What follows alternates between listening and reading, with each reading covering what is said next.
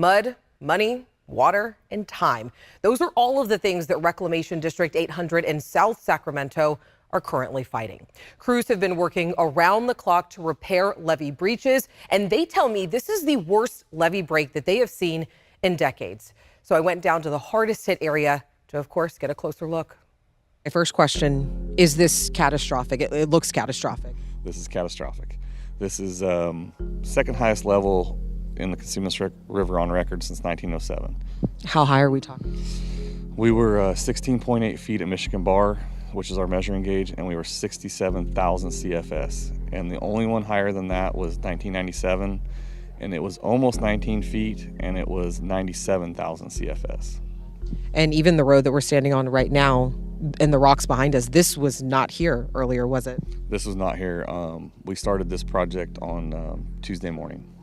How long did it take for you guys to get just this up and going again? Less than 48 hours. And I understand that you guys only have about $500,000 a year to maintain this. What's the damage looking like right now? So we don't even have hard numbers right now, but just from Friday until today, to get this fixed and those projects done, we're looking at close to about $2 million. The force of the water and the erosion, it took all this material out, and we estimate down there where the water is, it's probably 5 to 6 feet deep, and it brought it all the way straight through here and then out into this farmer's field. And these fields, before this happened, they're all leveled to drain one way, to irrigate one way, and this farmer had a little bit of wheat planted here, and it's gone. Is it hard for you to see your own community like this? Oh, it's very hard, because the community, when something goes wrong, they got to blame somebody, and guess who's getting blamed? RD 800. We work our butts off. I mean, we do everything we possibly can with the budget that we have. We're limited. So we start picking projects, and we start plucking them off, and we're in debt. We've been in debt since 2007, and we're trying to get out, but it just seems like we can never get ahead of it. How soon do you anticipate this damage to be cleared up? We need 2 weeks of dry weather. 2 weeks of dry weather? Yeah, so all the material. So not in the next week it ain't gonna happen. No, all the material that we need to come in here and fill this in needs to be dry. So every stockpile that we can find, we've scoured within a radius, of here, because we don't want to get too far away for trucking. We can't find any dry material, so we need some drying time so that we can get in and get this thing put back and fixed right. And it doesn't look like we're gonna get it done with the way this weather is stacking up. I understand we got 13 days of possibilities of rain. They're talking about getting, this river getting back up to 10 feet, Michigan Bar by Tuesday. The hardest part about all this is we're gonna have to stand back and watch. We can't get in here to work on it. We can't, we barely got this done. This is only 360 loads of material. To fill this levee back in, we could possibly be 4,000 truckloads of material.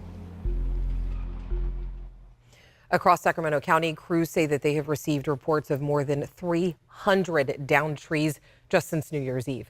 Localized flooding has caused road closures, and we've seen the impacts flooding can cause on roads, which is why our Luke Clary joins us live out of Folsom with more. Luke, what do we know so far? Hey Alex, yeah, this is the main road closure that we know is still remaining here in Folsom. We are here on Sibley Street between Blue Ravine Road to Levee Road, and this is closed, and it's not hard to see why. Just look at all of the water that is still here on the driving surface. Now on this side, it's hard to say, but I would estimate that this is about 1 foot to 1.5 feet of water. But if you come with me over this way, it's significantly deeper and darker on this side. If you look out to the curb there, and that's actually a sidewalk, believe it or not, with the water just sort of running off over the gutter. I would estimate that this is somewhere between 2 and 3 feet at its deepest, and then you can see some kind of rapids there building up over the median. Again, it's just difficult to say, though, exactly how deep that is, and authorities are repeating and reiterating that well-known admonition, turn around, don't drown, because frankly, there could be roadway that is sort of swept away underneath. It's murky, it's hard to see just how deep it is, and with 3 people who have died, unfortunately, in the last several days on our roadways, it's just a tragic reminder of how dangerous these conditions can be, Alex. Yep, that's right, Luke. I talked to a guy just the other day, and he said he thought he was clear to drive, and he got stuck on the side of the road and had to be rescued. So it happens that fast. So make sure that you are taking care of yourself. On that note, Luke, make sure that you are taking care of yourself too. We'll check in with you a little bit later. And we do know that the Sacramento River is rising. This is new drone video we have recorded today showing the Tower Bridge in Old Sacramento. The water is moving fast and, of course, running high, which begs the question, will the Sacramento Weir be open because of all of this? I visited the weir today. You can see it here. Some water can already be seen coming over the gates of the weir, but DWR tells us they do not need to open the gates like they did back in 2017. They say there is more room for the river to rise. Of course, we will keep checking in with DWR as the storms keep rolling in. Speaking of storms rolling in, let's bring in Carly. What do we got coming our way next? Wow, we have a parade of storms coming our way, and I was just looking into the futurecast radars and seeing when we may have an actual good opening to maybe not see any rain at all, maybe until the 16th of January. So yeah, we're looking at a lot of storms piling up, but there's some good news.